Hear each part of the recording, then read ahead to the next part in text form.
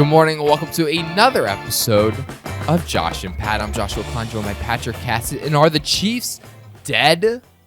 Last night was week one, game one of the NFL season, and the Lions headed to Arrowhead to take down the Chiefs, and take down the Chiefs they did. The Lions, they might be the brand new Lions that everyone hoped about, dreamed about. They have a legitimate chance to win the NFC North and maybe make a push in the playoffs. But on the flip side of the ball, people have a lot of question marks surrounding the Chiefs. Like, do the Chiefs have a single wide receiver who can catch the ball? And maybe it's a new generation in Kansas City. Eric Bieniemy's gone. He's off with the Commanders. Andy Reid's making gutsy 4th and 25 calls that backfire. Patrick, what did you see from this Chiefs team? And are we overreacting because Travis Kelce wasn't playing? The Chiefs are in shambles, Josh.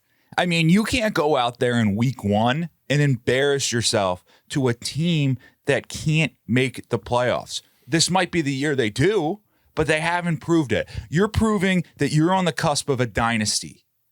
And the dynasty might have died last night. People wanted to get on the Ravens, for instance, a few years ago for giving Lamar absolutely no weapons. Last year. Well, same treatment needs to be going to the Chiefs here because Kadarius Toney dropping 15 balls isn't going to cut it when you have the greatest quarterback of this generation. Mm-hmm.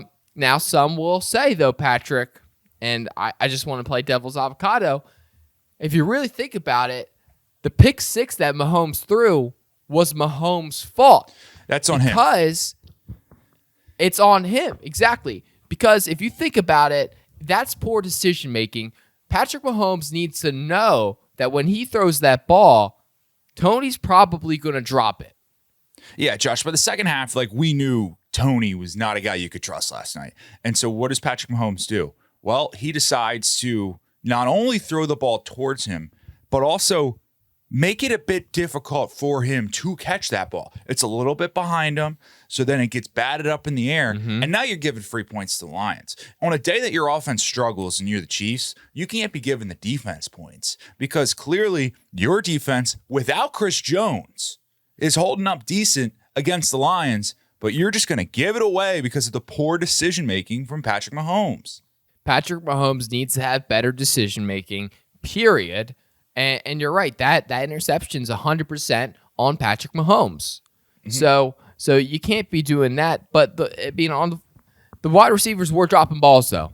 They were dropping balls, at least 4 that I could count of. I mean, Josh, they were looking. That's probably not what you want. Toney was looking worse than Aguilar, right? And that can't happen, right? Because we know the infamous clip. Well, now we're not going to be talking about Nelson Aguilar anymore.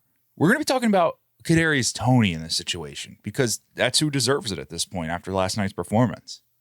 Yeah, but Toney might just perform better in the Eric Bieniemy offense. You know, that's what people aren't thinking about. This is day one in a brand new offense for him. You know, and in the previous regime with Eric Bieniemy, catching the ball was an important part of that culture. Integral, yeah. And I don't think under this new regime that's been emphasized enough. Well, and Josh, that's a great point that you make. Is maybe this is a byproduct of Eric Bieniemy now being on the Washington Commanders. And sure, did Eric Bieniemy get thrown under the bus by his head coach when he was in Kansas City? No. Did it happen in Washington, his first month on the job? Yes, it did. But he's on a new team now. And what happened to his old team? Well, they struggled last night. And so now people are wondering, and you start looking at stats and you start going, well, Patrick Mahomes, let's break it down. Patrick Mahomes has never won a game without Eric Bieniemy as his offensive coordinator. So people back in the day wanted to have the argument, is Tom Brady a system quarterback? Well, let's start looking around, Josh. Matt Nagy is the offensive coordinator. And Patrick Mahomes might be a system quarterback. No, I agree with you, Patrick. I think that Sam Howell might have a all-world year this year under Eric Bieniemy. I mean, don't be surprised when the Commanders start out, 9-0 to start the season because of Eric Bieniemy. Now, again, sure, maybe he needed to be snitched on by the team to Ron Rivera, and Ron Rivera had to address him through the media because I guess he's too intense. But you know what too intense gets you, Patrick? It gets you Super Bowls. Super Bowls. And so, yeah, Matt Nagy, I mean, listen, sure, he's a great coach. We saw what he was able to do with the Bears. I mean, that guy, I'm pretty sure he almost won a playoff game. He almost did. Did he? He So did. that's great. But maybe it's just they got to figure some things out in Kansas City. We'll see. I'll tell you what, the Lions, they did look good. Aiden Hutchinson was balling out. I mean, every single play he was getting pressure. If he just knew how to create pressure without leaving like a 15-yard lane for Mahomes to just trot up in, I mean, we're talking about an all-time performance. Yeah, but Josh, we're talking it's week 1. We're trying to knock the rust off. We know he probably didn't play a lot of preseason snaps. So, first week, he didn't see that on film yet. And now he sees that he's going to have the extra time going into week 2. He's going to know, hey, we can't leave a 15-yard open hole. And so I'm sure it turns out when you're rushing, when you're blitzing, don't leave 15 yards from Mahomes to just run up. Right. That's a lesson that I think every NFL team could benefit from. Now moving forward is if you're going to create pressure, just get the sack. Don't let him run 15 yards up the field. And I think they're learning that. Yeah, and Aiden's probably not the only person in the Hutchinson family that could be watching some film of the game. Yeah, and you bring up a great point, Patrick. So NBC decided to do the most interesting move of all time last night by miking up Aiden Hutchinson's parents. Now, if that wasn't wild enough that we're going to mic up people in the stands, like we've all been in the stands, like I think we know what people are talking about. Mm-hmm. But if that wasn't enough, what Aiden Hutchinson's parents said was actually the interesting thing. Patrick, I don't think Aiden Hutchinson's mom knows ball. She might not know ball, but you know what? She's a proud mother, Josh, and she's family first, and that's what you got to have. It's probably not a great look when you're on camera asking, "Hey, what just happened? What just happened?" But that's okay because I imagine maybe growing up, it was mom's going to aid the daughter, dad's going to help the son, and that's okay, and it could be any reverse way if it wants. But I like to think she maybe knows a little bit more about the pageant world than football. And that's okay. There's nothing wrong with that.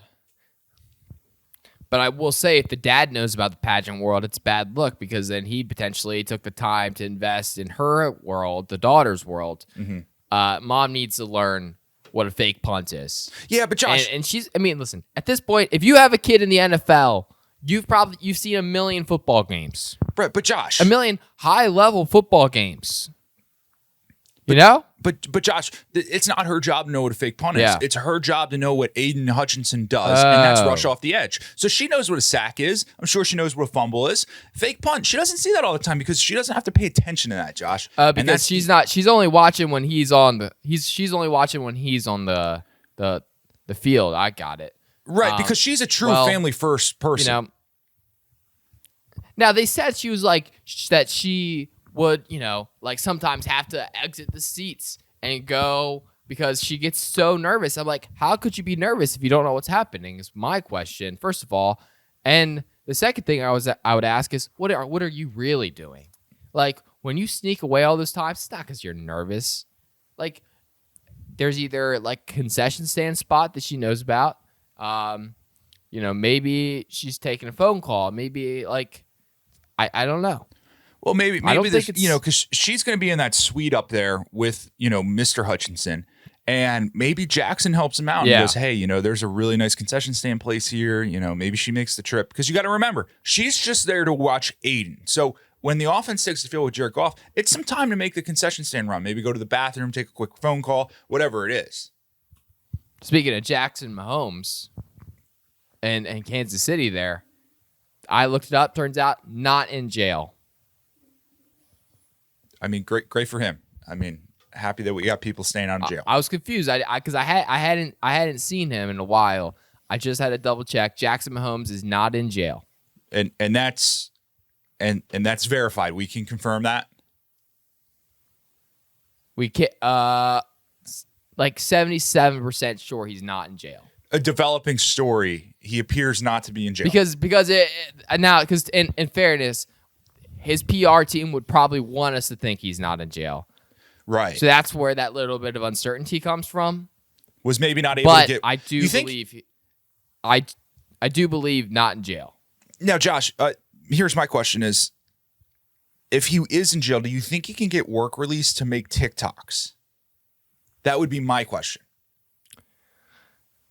Yeah, man, that's a good point. I think he potentially could, but it probably wouldn't be a good look for him anyway because all it takes is because you remember he's a content first guy, and when you're in content mode, sometimes you're not thinking about the implications of all the content. Sometimes you're just like, hey, I'm making content. Next thing you know, he's dancing on somebody's memorial, and that's not what you need if you're on a work release. So maybe it's good if he is in prison. Take 6 months. Speaking of someone that's taking time off, Josh, that's Chris Jones. And you made a great point. Yeah. Looked like his stock was going way down. And then it turns out... it looked like it was going way down. And it just turns out... not so much. Yeah, exactly. And so Chris Jones, I just love the play there. I love that he's sitting in a suite going, you know what? Give me my money. Show me my money. But he's going to watch the team fail. And it couldn't be a better week one for him in the sense that Travis Kelce's not playing. Because if Travis Kelce's playing, I think that game might look a little differently. Josh, I would argue some are he's saying worth Travis a point. Kelce's worth. Some are saying Travis Kelce's worth at least 1 point. Exactly. Mm-hmm. But Chris Jones, he's sitting in that suite. He's looking cool. There was a while there where, listen, Chiefs were getting some great pressure on Jared Goff, and Chiefs were winning that game. And some were saying Chris Jones, if he wanted to have a job, he needed to suit up by halftime.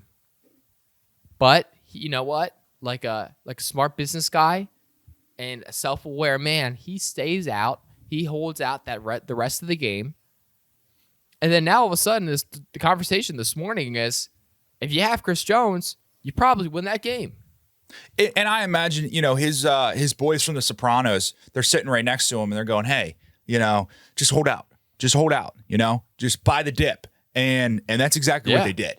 No, exactly. That's what he's doing. And so good for Chris Jones. Hopefully, the Chiefs are gonna, make a play. The most alarming thing I heard last night in the broadcast is that the Chiefs have not been in contact with him for the last week. So my question is, what are they doing? And because it's not like it's it's not like Andy Reid is the one needing to initiate the contact here. It's like, oh well, because he has to coach the team. No, it's like the business front office is like, isn't that what their whole thing is to do? Is to sign players? And I'd argue whoever they're worrying about in the practice squad, probably not as important as Chris Jones. Josh, do you know how funny that is? That it's like you're arguably you're a top 5 player in your team and the most important person on your defense, and the season's starting within a week, and you're just like, yeah, I just haven't heard from him, and it's pretty crazy. Just haven't heard from him, hoping that he's going to reach out. It's like, what? It's 2023. We can fix this issue somehow, some way. We got Zoom, we got Skype. I mean, you could go traditional FaceTime. Listen. If Lamar Jackson can get a deal without an agent with him and his mom, and I think that they can do it. Well, yeah, and you got to think, but he also had his business partner, Josh. I mean, you had the entire gym there, and you're right. Yep, and I did my bad. You're right. He did have his business partner, Ken. Right? So Chris Jones, maybe does Chris Jones need to get in contact with what's Lamar's boy? Ken Francis?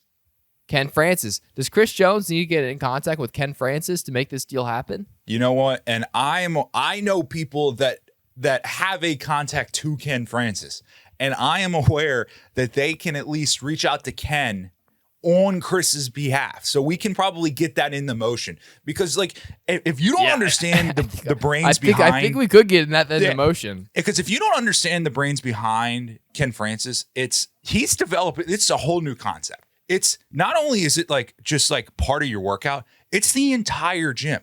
It's everything you need. Like you don't need to go to a gym. Like, and that's the kind of brains you're going to get. And you're really, it disrupts a lot of the fitness industry because we've seen individual products sold before, you know, like what's that really one that's really popular? The Total Gym? That machine. Total Gym. Yeah, Total Gym. That's pretty good, but that's a product. That's like a specific thing. You might find a Total Gym at the gym. Right, and I'm not aware that the Total Gym... If you're selling the entire gym, that's different. But you're not aware what?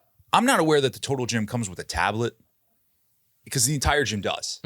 So you want the entire gym for sure. So Ken Francis, contact Chris Jones and you're going to do a service for the entire, Chiefs Kingdom. But I think he's a loyal Baltimore guy though. He's a Ravens guy, so I think he might be like, hey, no, like I'm gonna watch that shit burn. Yeah, I mean, potentially if it was for the Dolphins, he might help because I think he's also a South Florida guy. But that's, nonetheless, that's a different conversation. If Ken Francis intervenes, like don't sleep on the magic Ken Francis works. If Ken Francis intervenes, Chris Jones is gonna be a Raven by next Tuesday. Yeah, I mean, because we're working out a trade. Congratulations. Congratulations, Chris Jones, on your future assignment in the NFL, your future bag, the money that you're gonna get. We're excited for you, and we're excited. I think let's see anything else other than we covered the Andy Reid horrendous 4th and 25 call. Dan Campbell made us a big ball call early to go for it with the fake punt. It was impressive. Might have changed their entire season. We don't know. Could change their franchise. If it's one game is the difference between them getting in the playoffs and not getting in the playoffs, that call is going to be looked back on and say that the tides of that game changed at that call. Now, granted, it changed back to the Chiefs' favor pretty much immediately. Right. But then it changed back to the Lions, which we don't know if that happens if it wasn't for the gutsy call. So that's exciting. But ultimately, it was exciting to have NFL football back. It was excited to care and to watch something that's meaningful. There seemed like there a lot of rust needed to be knocked off. But I think by the end of that game, we had a game going. And this is back half content, Josh. But I just want to say. Oh, sorry. You go ahead. I was gonna say Kadarius Toney stats just got sent in my inbox. 1 reception, 1 reception yard, 4 drops, -1 rush yards, 1 pick six. That's impressive. Kadarius, because that's what we call what is it? That's like getting a quadruple single in basketball. Quadruple single, yeah. Yeah, so, that's congrats to Kadarius. That's tough. Congrats, Kadarius. Patrick, what you got? I was gonna say, and this is back half content, but we're sitting there watching the game last night, and I'm like, I gotta, knock the viewership rust off because I'm looking at the NBC broadcast, and I'm like, I'll tell you what, the red's really popping on the Chiefs uniforms, and because you got to get used to seeing those colors back on the field because you get the natural green grass, but it's like the Lions like to go with the all white, and then the Chiefs, I'm not used to the Chiefs red popping that much, so it's good to get that back under, get that in the system. Yeah, I agree. It's as a viewer, I just as much rust to get off as a player potentially because the players have their season, but I have my season. And also and I'm just gonna say it. I was experiencing some actual legitimate, not even a bit, some soreness from having to be so active on Twitter again. Yeah, the thumbs weren't used to it. Having to search everyone out, searching in the hashtags, who's doing what, tweeting out, live thoughts on the game, navigating around, scrolling. I had to take a break from my right thumb, go to the left thumb. Wow. It's big of you, Josh. As the primary. And so you're right. There was a lot of rust to get knocked off there. So that's great. Hey, Patrick, last night, kind of in the middle of the game, I don't know if you saw this, like Joe Burrow and the Bengals just kind of snuck in that Joe Burrow is the highest paid NFL player right now. And I don't know how much it's going to be talked about. It's probably going to be talked about quite a bit today, but they really did just sneak it in during the middle of the first game. They're just like, hey, yeah, by the way, Joe Burrow is the highest paid quarterback NFL player ever. Yeah, it's pretty wild. I mean, shout out to the Bengals PR for putting it out right at that time. Joe Burrow got his back, and listen, people were mad at me about my take on TikTok, but I said, does he deserve it? I guess he does. Turns out. Oh. Well, anyway, guys, that's the show. Make sure you guys like, comment, subscribe. Here's the deal: football is back. We're very excited about it. Also, happy 1 year anniversary to this channel, Picks and Pancakes. A year ago today, September 8th, we launched on this sports endeavor. Nearly 10 million views later, hundreds of thousands of likes. We still got a long way to go, but we're excited about what the future holds. And we thank everyone who's ridden alongside us. Hey, if you guys are still watching, make sure you DM us on Instagram at Picks and Pancakes to get a free $10 gift card and a mug. Also go to picksandpancakes.com to read everything that's happening in sports. We appreciate you guys who are definitely watching at this point in the podcast. And you guys have a wonderful day. Happy NFL is back Friday. A peace. Peace.